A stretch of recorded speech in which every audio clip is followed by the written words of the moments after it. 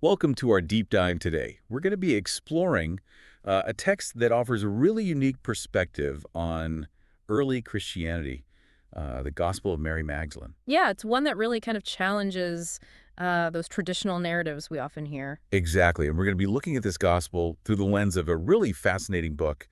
It's by King, K.L., and it's called The Gospel of Mary of Magdala, Jesus and the First Woman Apostle. It's a great resource for kind of diving deep into this gospel and understanding its significance. It really is. And one of the things that struck me right away is how this gospel is structured. It kind of throws us right into the middle of this conversation between the resurrected Savior and his disciples. Right into the action. Yeah, and then we hear Mary Magdalene share this deeply personal vision, Uh-huh. and the whole thing ends with, well, let's just say some disagreements among the disciples. Yeah, the Gospel of Mary definitely doesn't shy away from controversy. It does not. But before we get into all that conflict, I think it's important to understand a bit about the setting.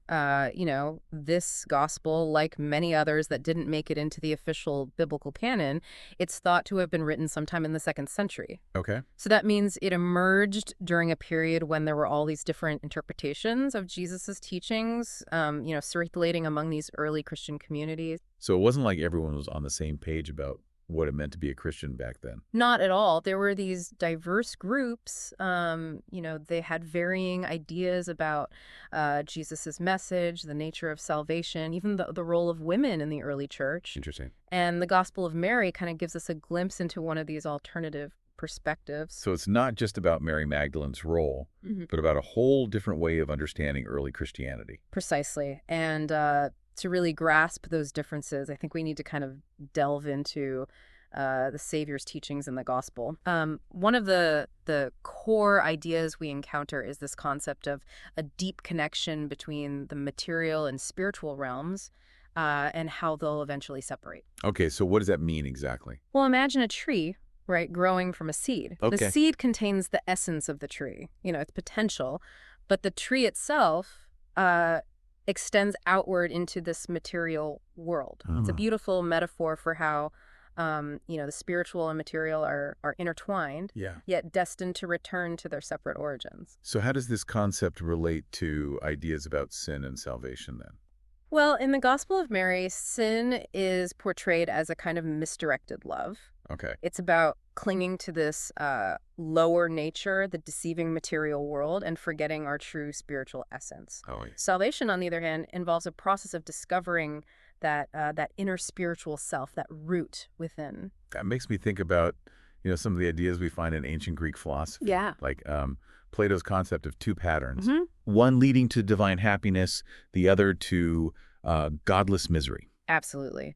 You've hit on a key point here. Okay. The Gospel of Mary seems to draw upon these ancient philosophical ideas and reinterpret them within, this Christian context. Okay. So the Savior's teachings about turning away from that lower nature and seeking the root within, they resonate strongly with Plato's idea of turning away from the world of appearances and seeking those eternal forms. Interesting. And that brings us to another connection I was thinking about, the influence of Stoicism. Yeah. I was reading about this concept of apatheia in Stoic philosophy. Right. And it's often misunderstood as just, being emotionless or apathetic. Right. But in Stoicism, apatheia is really about achieving this state of inner peace and freedom by, not letting your emotions kind of control you. Yeah. It's about recognizing that, external things are beyond our control, but our inner state is something we can cultivate. Yeah, that makes sense. So how do you think this Stoic idea fits into the Gospel of Mary? Well, I mean, if we think about the Savior's emphasis on, overcoming the desires and passions of the material world, I think there's a pretty clear link to Stoicism. Absolutely. It's like the Gospel of Mary is suggesting that true liberation comes from, detaching ourselves from those fleeting pleasures and pains of the material world Yes. and finding stability in our inner spiritual core. Precisely. It's like taking these ancient philosophical ideas and giving them a specifically Christian flavor. Yeah, exactly. And this blending of different intellectual traditions is one of the things that makes, the Gospel of Mary so unique Okay. and thought-provoking. Uh-huh. So we have these fascinating teachings about sin, salvation, the importance of inner transformation, but then we get to Mary's vision. Right. which seems to take things to a whole new level. Absolutely. Yeah, Mary shares this incredible vision of the soul's journey through 7 powers, each representing a different obstacle or challenge on the path to spiritual liberation. Yeah. We're talking about darkness, desire, ignorance, zeal for death, the realm of the flesh, the foolish wisdom of the flesh, and the wisdom of the wrathful person. Wow, that sounds intense. Yeah. So how does the soul overcome these powerful forces? Well, what's interesting is that, the soul doesn't conquer these powers through like force or struggle. Okay. Instead, it engages in this dialogue with each one, Ah. seeking understanding and ultimately transcending them through knowledge and insight. It's like each power is a test, and by facing it head on and learning from it, the soul gains the wisdom to move forward. Exactly. And this vision of the soul's ascent, it has parallels in other early Christian texts that were, circulating at the time, like the Apocalypse of Paul and the First Apocalypse of James. I see. These texts also describe this kind of perilous journey of the soul through, various cosmic realms and challenges. Speaking of challenges, things seem to get pretty heated when Mary shares her vision with the other disciples. Yeah. Not everyone is exactly welcoming of her insights. Right. And that's where we'll pick up in the next part of our deep dive. Okay.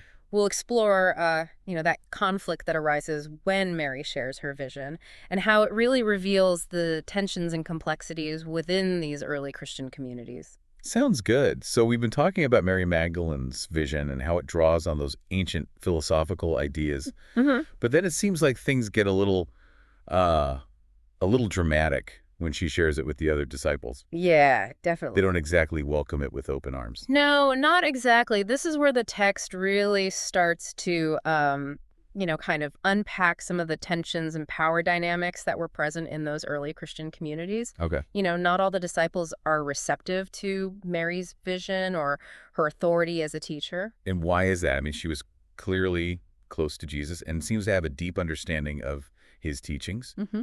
Well, some scholars believe that, the resistance stems, at least in part, from the fact that Mary is a woman. Okay. We're talking about a time and culture where women were generally expected to, take on those subordinate roles. Right. So for some of the disciples, the idea of a woman receiving these special revelations from Jesus and then teaching those revelations to men, would have been quite radical. Yeah. Even threatening. It's almost like her very presence as a teacher challenges their whole understanding of, how religious authority should function. Exactly. And this kind of comes to a head in the conflict between Mary and Peter, Okay. which is one of the most fascinating and revealing parts of the whole gospel. So let's dive into that. What exactly happens between Mary and Peter? Well, after Mary shares her vision, Andrew expresses some doubts. Okay. He says, I do not believe that the Savior said this. These teachings are strange ideas. But Peter is much more outright in his rejection. Oh. He basically accuses Mary of making it all up. He says, did he really speak privately with a woman and not openly with us? Are we to turn about and all listen to her? Did he prefer her to us? Wow, that's a pretty strong reaction. Yeah. It sounds like he's not just questioning her teachings, but also her legitimacy as the teacher Right. and even her relationship with Jesus. You're right. Peter's outburst reveals, several layers of tension. Okay. First, there's that obvious gender bias. Yeah. He just seems to find it inconceivable that, Jesus would have entrusted such important teachings to a woman. Right. Second, there's this sense of jealousy or perhaps insecurity. Uh-huh. He feels threatened by the idea that Mary might have had, a more intimate or privileged relationship with Jesus than the other disciples did. I see. And finally, there's this broader question about authority. Mm-hmm. On what basis should someone be recognized as a teacher within the Christian community? That's such an important point. The Gospel of Mary really forces us to think about the criteria for authority in early Christianity. Oh, damn. Was it simply a matter of, being a disciple or a witness to the resurrection? Yeah. Or was something more required? Yeah, that's a question that, scholars have been grappling with for centuries. Right. And the Gospel of Mary suggests that, true authority might be more about inner transformation and spiritual understanding than outward status or claims of proximity to Jesus. It's like the Gospel is saying that genuine discipleship isn't just about, following rules or clinging to dogma, Yeah. but about cultivating this deep inner connection with the teachings Uh-huh. and embodying them in one's life. Exactly. And it's worth noting that not all the disciples reject Mary's vision. Okay. Levi comes to her defense. Oh, interesting. He says to Peter, Peter, you have always been hot-tempered. Now I see you contending against the woman like the adversaries. But if the Savior made her worthy, who are you to reject her? Surely the Savior knew her very well. Right. That is why he loved her more than us. Levi's response is so interesting. He's challenging Peter's authority He is. and affirming Mary's worthiness as, a recipient of Jesus's teachings. Yeah. It's like he's representing a different perspective within the community, Yeah. one that's more open to women's leadership and spiritual insights. Yeah, and this debate between Peter and Levi really kind of highlights the diversity of viewpoints that existed within early Christianity. Okay. You know, it wasn't this monolithic movement with everyone following a single unified set of doctrines. You know, there were different interpretations, different emphases, Right. and even different ideas about who should hold positions of authority. This is where the Gospel of Mary really pushes back against that idea of a single unified early church, right? Absolutely, and it's not the only text that does so. Oh. There are other early Christian writings, like the Gospel of Thomas and the Gospel of Truth, that present alternative perspectives on Jesus' teachings and the nature of salvation. Can you get us a little more insight into those? I'm curious to know how they relate to the Gospel of Mary. Well, the Gospel of Thomas, for example, is a collection of sayings attributed to Jesus with very little narrative structure. Okay. It emphasizes the importance of, seeking inner wisdom and understanding the true meaning of Jesus's words. Similarly, the Gospel of Truth, focuses on the power of knowledge, Okay. or gnosis, Okay. to liberate us from ignorance and lead us to salvation. It's fascinating how these texts, even though they're, quite different in style and content, they seem to share this common thread of emphasizing Jesus's teachings over his death and resurrection. They do, and this emphasis on Jesus as a teacher of wisdom, rather than solely as a sacrificial figure, Yeah. is one of the hallmarks of what some scholars call Gnostic Christianity. I've heard that term before, but I'm not really sure what it means. Right. And I've also heard that it can be a bit of a loaded term. You're right to be cautious.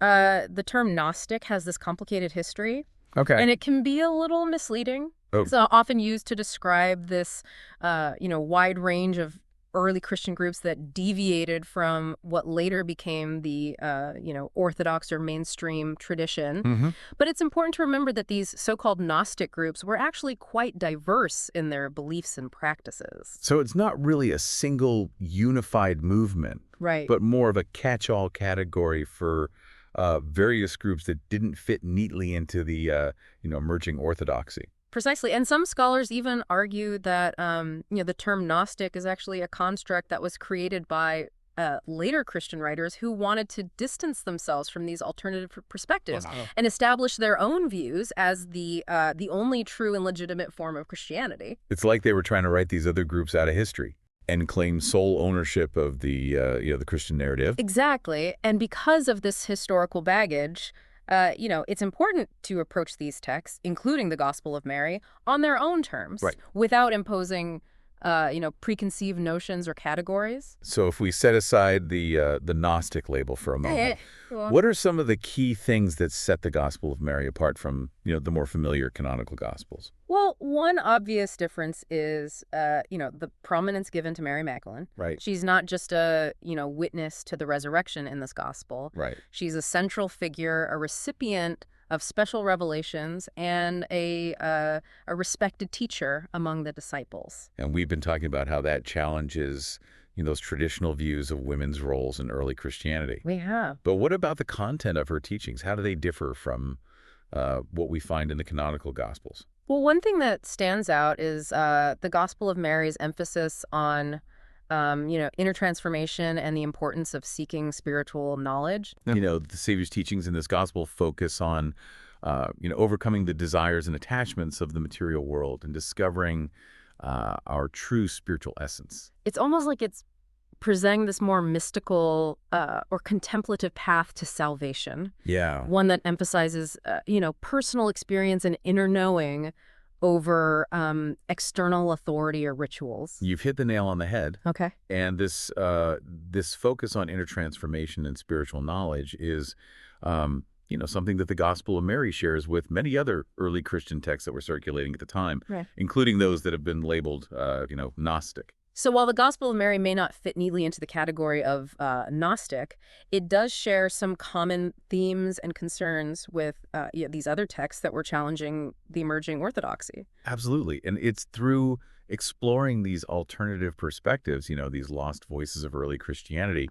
That we can begin to appreciate the incredible diversity and richness of the early Christian movement. This has been such an eye-opening discussion. It has. We've learned about, the Gospel of Mary's unique perspective on Mary Magdalene, the Savior's teachings, and the challenges to authority that emerge within the text. We have. But what about the ending of the Gospel? How does it all wrap up? Well, that's where things get a bit ambiguous. Okay. The Gospel of Mary kind of leaves us with some unanswered questions and a sense of unresolved tension. Well, that sounds intriguing. Can you tell us more about the ending and what it might signify? We'll explore that in the final part of our deep dive. Okay. We'll unravel the mysteries of the ending and consider the lasting implications of the Gospel of Mary for our understanding of early Christianity. Yep. And the role of women in the development of the Christian tradition. We've been on this incredible journey with the Gospel of Mary,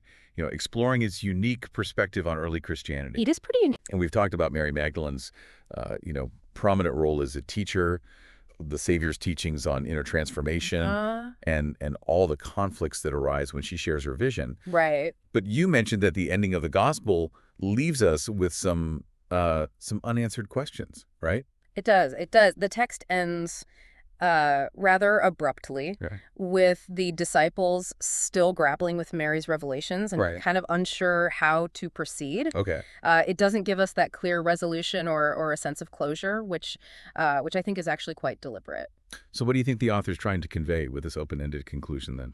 Well, one possibility is that the author is kind of inviting us, the readers, to participate in that ongoing dialogue and interpretation of Jesus's teachings. Mm-hmm. The Gospel of Mary isn't presenting itself as the final word on the matter. Right. It's offering a particular perspective, a way of seeing things, and then leaving it up to us to grapple with the implications. It's interesting. It's like the Gospel is saying that the search for spiritual understanding is this ongoing process, and that there's no single definitive answer to these big questions of life and faith. Exactly. And I think this open-endedness also reflects the reality of early Christianity. Remember, this was a time of great diversity and debate. Wow. With different groups interpreting Jesus's teachings in various ways. Right. The Gospel of Mary really reflects that dynamic and fluid environment where ideas were still being formed and questions remain open. It's a reminder that history isn't always, neat and tidy. Yeah. It's often messy and ambiguous. It is. With, multiple perspectives and interpretations vying for attention. Absolutely. And by embracing that ambiguity. Yeah. By resisting that urge to impose a single definitive interpretation on the past, I think we can gain this, deeper appreciation for the richness and complexity of the early Christian movement. I totally agree. So as we wrap up our deep dive into the Gospel of Mary, what are some of the key takeaways that you hope, listeners will kind of remember from our conversation? Well, first and foremost, I think the Gospel of Mary really challenges us to reconsider the role of women in early Christianity. It presents Mary Magdalene not as this passive follower, but as a respected teacher and a leader who received these special revelations from Jesus. And this really challenges, those traditional narratives that have often marginalized or downplayed women's contributions to the development of the Christian tradition. That's such an important point. The Gospel of Mary gives us this glimpse into a world where women were actively engaged in theological discourse and spiritual leadership, which is something that's so often overlooked or even suppressed in more mainstream accounts of early Christianity. Exactly. And beyond Mary Magdalene's specific role, I think the Gospel of Mary also highlights the importance of inner transformation and spiritual growth as kind of central aspects of the Christian message. The Savior's teachings in this gospel, they emphasize that need to turn away from the the distractions and the desires of the material world, Right. and seek that that true spiritual essence within. A message that resonates, I think, with so many different spiritual traditions, even beyond Christianity. Yeah. This idea of overcoming our ego-driven desires and connecting with this, this deeper source of wisdom and truth. It's this universal human aspiration. It is, and I think the Gospel of Mary offers a very powerful and compelling vision of of that spiritual journey. This has been such an enlightening, exploration of the Gospel of Mary. It has. It's given us, a new appreciation for the diversity and richness of early Christianity. Yeah. And challenged us to, rethink some of our assumptions about, the role of women and the nature of spiritual authority. It has. So for listeners who are, intrigued by what we've discussed today, I encourage you to explore the Gospel of Mary Mm-hmm. and other related texts for yourselves. There's this, whole world of early Christian literature out there waiting to be discovered. There is. And, it can offer these profound insights into the origins and evolution of this, fascinating religious tradition. It's really fascinating. This has been such a great discussion. Thanks for you joining us on this deep dive into the Gospel of Mary Magdalene. Yeah, it's been my pleasure. Until next time, keep seeking, keep questioning, and keep exploring.